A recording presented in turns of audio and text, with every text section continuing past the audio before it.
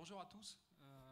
Bon, j'ai une cravate, mais rassurez-vous, je suis adepte d'open source et le projet dont on vient témoigner, on le mène à la sauce agile en mode DevOps.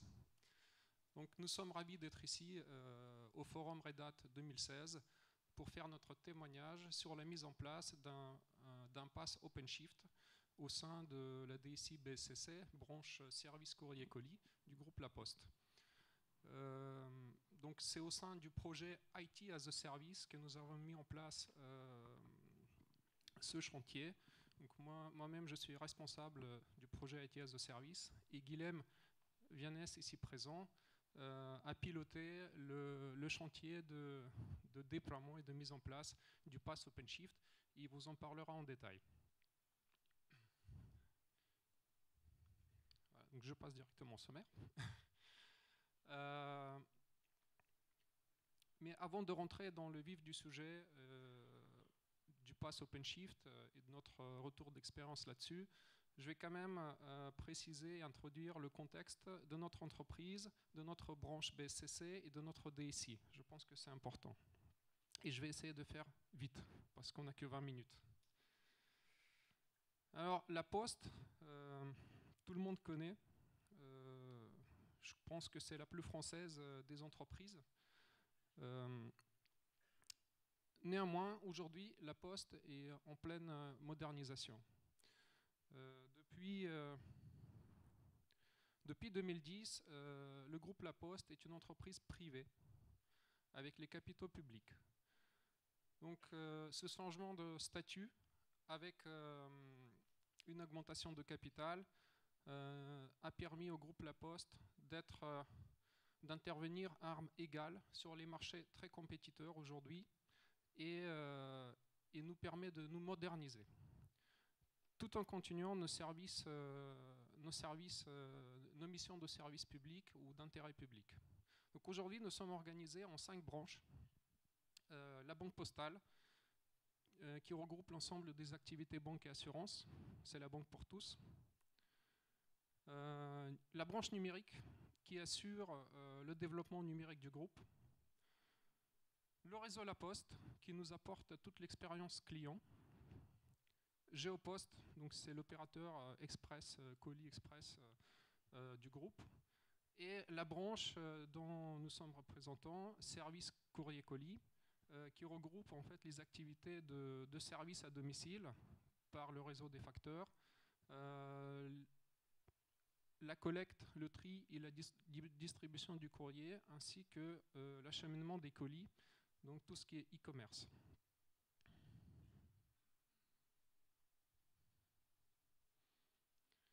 Alors, après une consultation inédite il y a quelques années, nous avons bâti un plan stratégique qui s'appelle La Poste 2020, Conquérir l'avenir.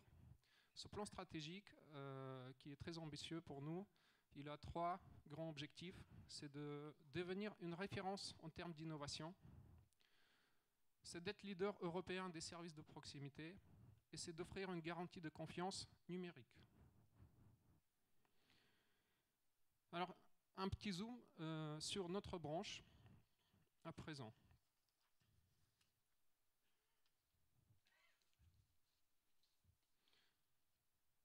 Aujourd'hui, la branche BSCC est clairement orientée service.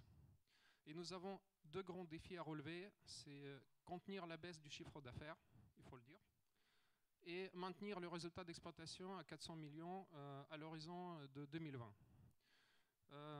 Aujourd'hui, nous sommes face à un problème qui est le succès des échanges électroniques qui entraîne en fait la baisse de plus en plus rapide des volumes du courrier qui est acheminé par la poste. Même si aujourd'hui le chiffre d'affaires reste stable, voire même en petite augmentation en 2015, c'est dû à l'augmentation des tarifs. Nous sommes... bah oui. Alors on fait quand même des efforts d'optimisation. Hein. Nous devons exploiter les nouvelles pistes de développement. C'est très important. Et on a 2 grandes pistes à exploiter, puisque aujourd'hui la BSCC est le premier réseau de proximité en France. Nous avons 90 000 facteurs qui sont présents quotidiennement sur le terrain.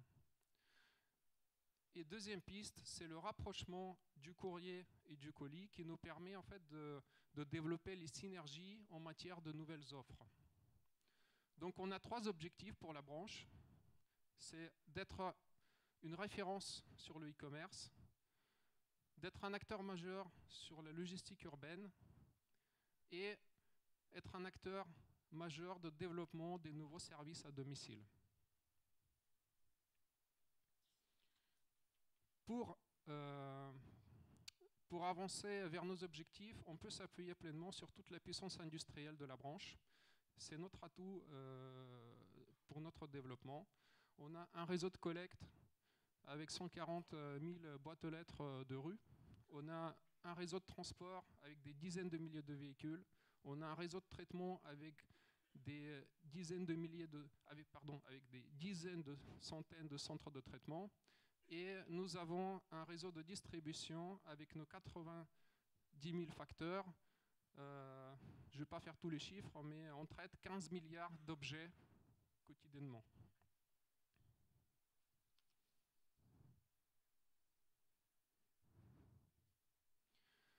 Alors, bien sûr, nous avons une DSI de la branche service courrier colis. Aujourd'hui, en fait, clairement, notre DSI, il s'organise pour répondre aux besoins futurs de la branche, aux besoins futurs du business, parce qu'il faut qu'on soit au cœur du business, il faut qu'on crée de la valeur. Aujourd'hui, en quelques chiffres, DSI BSCC, c'est pratiquement 700 collaborateurs à travers tout le territoire. C'est 3 data centers avec pas mal de serveurs là-dedans. C'est 300 d'applications métiers. Bref, on a à l'horizon 2020 prévu d'investir 500 millions d'euros pour notre évolution.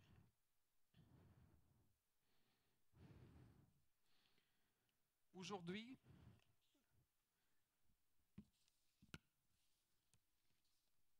les changements dans notre écosystème du courrier et du colis nous obligent à clairement changer de posture. Il faut qu'on passe d'un modèle qui est plutôt un modèle industriel de logistique postale vers un modèle de service multiproducteur et distributeur d'offres de bout en bout.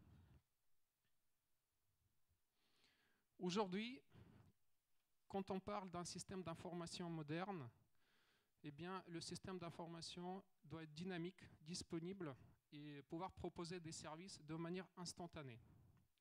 En gros, le SI doit être accélérateur de projets métiers.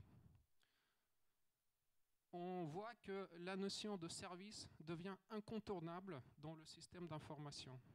Et pour nous, aujourd'hui, nous sommes convaincus, ce sont les technologies cloud qui apportent cette dimension.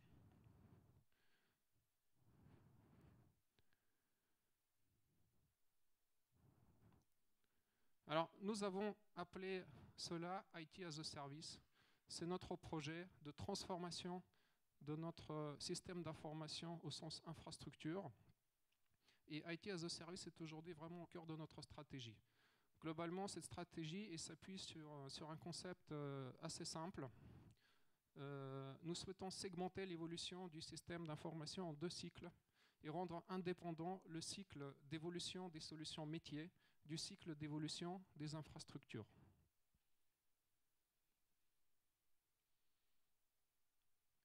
Donc concrètement, IT as a Service à la DSI BSCC, c'est la mise en place d'une offre cloud, du IaaS et du PaaS. Et cette offre, on l'a mis en place pour plusieurs raisons. Gérer notre obsolescence. Comme j'ai dit tout à l'heure, les cycles d'évolution des infras et des applications sont imbriqués, c'est difficile de les bouger. Donc on voudrait en fait, grâce au cloud, gérer notre obsolescence. Et puis surtout, permettre d'accélérer la conquête des nouveaux territoires avec la mise en œuvre rapide des nouvelles applications.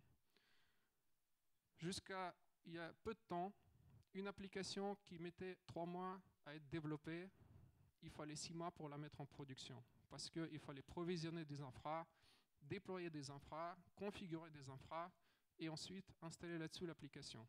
Aujourd'hui, une application qui nécessite 3 mois de développement, elle est mise en production en 3 mois. clairement, notre DSI se positionne comme acteur de cloud au sein de notre groupe La Poste. Et aujourd'hui, on propose une offre avec le Pass OpenShift qui est au cœur de cette offre. Donc c'est la cible pour 90% d'applications. Le IaaS pour tout ce qui ne peut pas aller dans le Pass, ainsi que pour les bases de données à gros volume et transactionnelles. Et puis enfin, pour des choses très très spécifiques, une offre de machines physiques. L'ensemble s'appuie sur des infrastructures résilientes. Voilà. Je vais passer la parole à Guilhem pour parler du Pass OpenShift. Merci beaucoup Sergueï.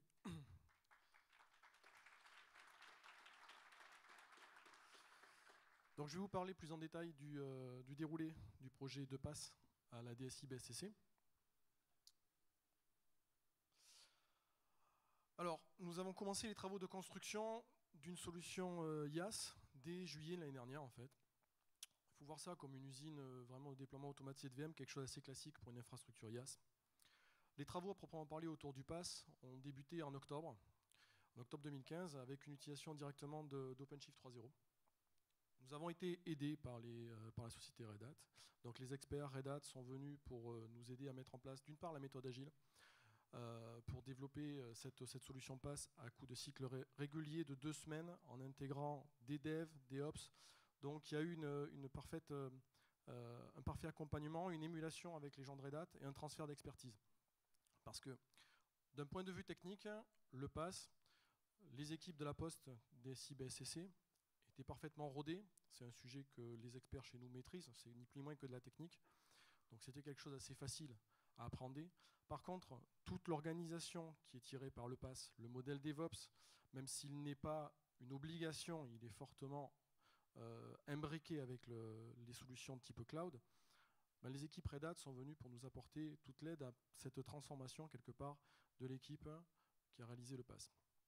Les résultats, ça a été très simple. Dès janvier, donc en peu de temps, une ouverture d'une solution Pass pour accueillir les projets. D'abord dans un périmètre de test, ça a été fait en fin d'année l'année dernière, en décembre. Ensuite, pour le build, pour les premières applications qui souhaitaient partir en build et développer directement, nous avons mis en production une solution Pass. Ensuite, sur le périmètre de run, c'est arrivé un peu plus tard, c'est arrivé en mai. Et tout ça, on proposait une offre de service out of the box. Pas de customisation, nous avions l'habitude, comme beaucoup de grandes entreprises, de customiser les middleware, de customiser les OS, de les adapter, de faire ce qu'on appelle de la haute couture, quelque part. Haute couture qui nous a un peu sclérosé dans nos pratiques et qui nous a amené à être très peu mobile, très rigide, et qui nous a conduit à avoir une forte obsolescence dont parlait Sergueï tout à l'heure. Donc là, c'était le paradigme complètement différent. Nous avons choisi de prendre ce que les éditeurs nous offraient et de voir ça comme un accélérateur derrière pour pouvoir tenir un rythme de MCO qui ne soit sans aucune comparaison avec ce qu'on avait jusqu'à présent.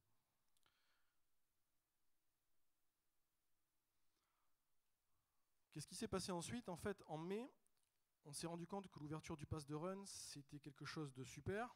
Techniquement, c'était très bien. Maintenant, il y avait un gros problème, c'était la conduite du changement.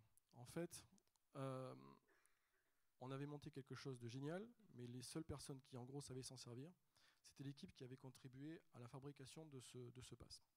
Équipe d'ailleurs dont il y a plusieurs membres dans l'assistance aujourd'hui. Donc, un changement de paradigme, on a décidé de mettre en place une équipe plateau virtuelle, donc, qui est composée de personnes, tant dev que ops, sur les sites de la DSI du courrier, dont Sergueï a parlé tout à l'heure. Donc c'est une équipe virtuelle, multisite, pluricompétence, une équipe basée sur les compétences et non pas sur la hiérarchie, l'appartenance à un groupe de personnes, etc. On a composé cette équipe avec autant de devs que de ops. Une petite équipe au départ, une quinzaine de personnes, enfin une petite façon de parler. À notre échelle, c'est une petite équipe. Avec 3 objectifs. Le premier, c'est aider les projets à réaliser leur migration depuis les plateformes vieillissantes vers les plateformes IT as a service. Le deuxième objectif, c'était l'accostage des nouvelles applications développées from scratch sur une nouvelle technologie. Et le troisième objectif, c'était d'une part de développer notre offre de service autour de l'IT as a service. Et ensuite, c'était de faire essaimer nos compétences, de faire rayonner un peu tout ce qu'on avait appris autour de l'offre Pass et l'offre IaaS et ce qu'on pouvait en tirer pour les applications dans l'ensemble de la DSI.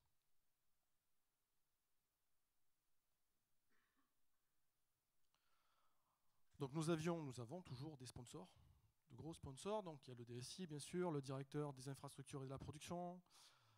Dans notre objectif de migration, le premier lot nous a été demandé de migrer dès juin. C'est un lot de 20 applications existantes à migrer en 6 mois. Donc on a choisi de les cadencer sur un rythme de difficulté croissante. Bien sûr, la première application, ça a été quelque chose d'assez simple, on ne le cache pas, une application intranet. La deuxième a été avec une ouverture sur Internet, la deuxième avec une qualité de service, etc. On a augmenté la complexité petit à petit. Essentiellement, c'était des applications 3 tiers basées sur des technologies LAMP. Donc on a profité donc, de ce changement, ce replatforming quelque part pour faire des montées en version, pour faire de l'entretien. Très peu de recodage des applications existantes. En fait, le Delta a été porté par les frameworks qui sont utilisés. En fait, on a un framework maison, on a des frameworks autres qui sont utilisés, mais c'est les frameworks qui ont absorbé la difficulté et le passage de la plateforme existante vers la plateforme IT as a Service. Le deuxième objectif qui nous avait été donné par le DSI, c'était un objectif de conquête. Sergei en a parlé tout à l'heure, la conquête, c'est important si on veut conserver notre place.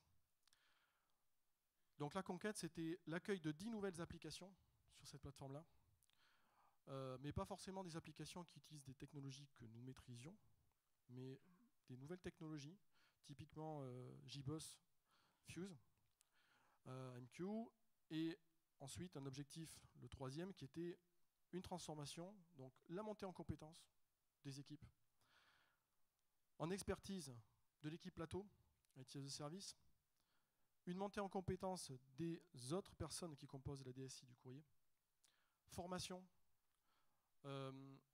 transfert d'expertise, transfert de compétences quelque part, évangélisation de la DSI du courrier sur l'IT as a Service. Donc cette mini DSI quelque part, qui est le plateau IT as a Service dans la DSI BSCC, quels ont été nos résultats? Aujourd'hui, on est à peu près à mi-parcours. On a commencé en juin. Étrangement, en fait, on va dire, je dirais étrangement, mais en fait, c'est plutôt bien. C'est qu'on a tenu le rythme qui nous avait été demandé. Sur les 20 applications à mi-parcours, on en a migré la moitié. Aujourd'hui, on est sur un rythme où on fait une migration à peu près par semaine.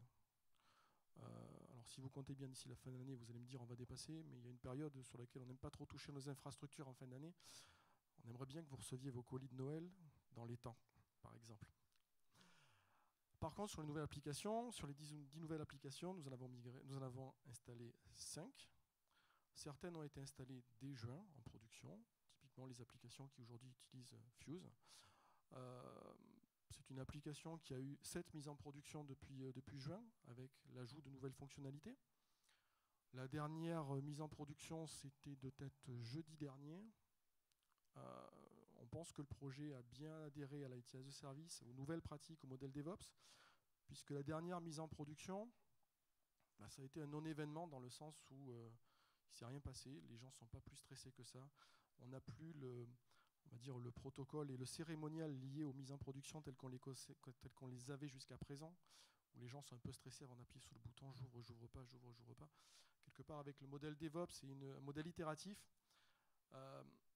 le déploiement est fait tellement de fois au cours de la vie de l'application ou d'une nouvelle fonctionnalité qu'en fait la mise en production constitue en soi un non-événement. Ça a été déroulé tellement de fois qu'on finalement on sait très bien ce qui va se passer, c'est prévisible et on n'a pas de surprise.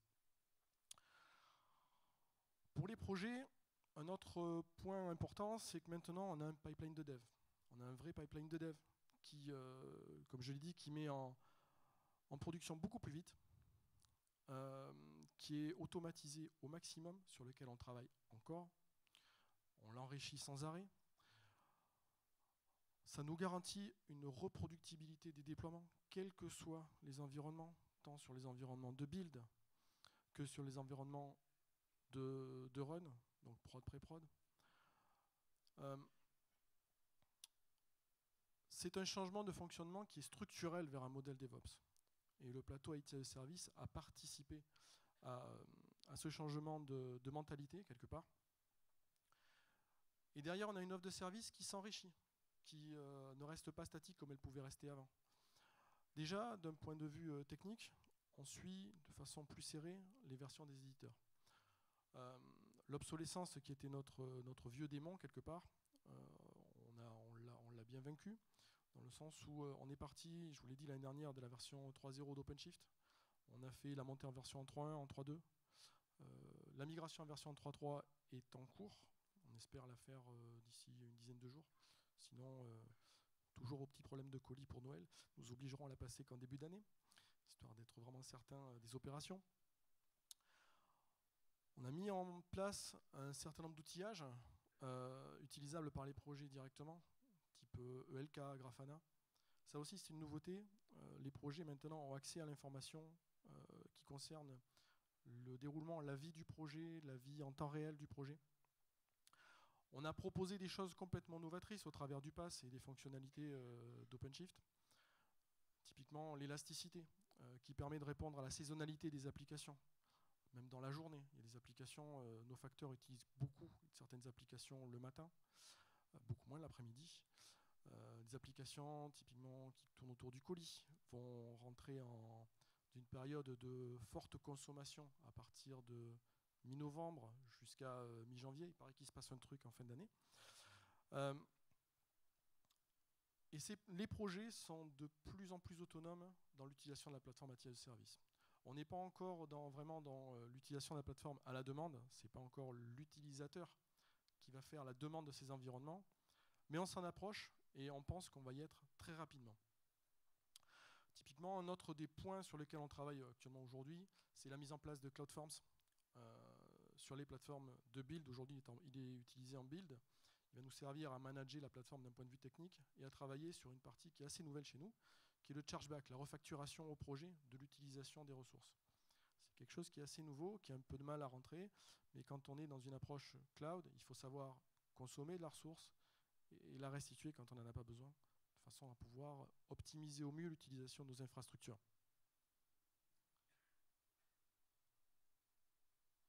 Je vous remercie. Nous restons à votre disposition si vous avez des questions à la pause. Merci beaucoup.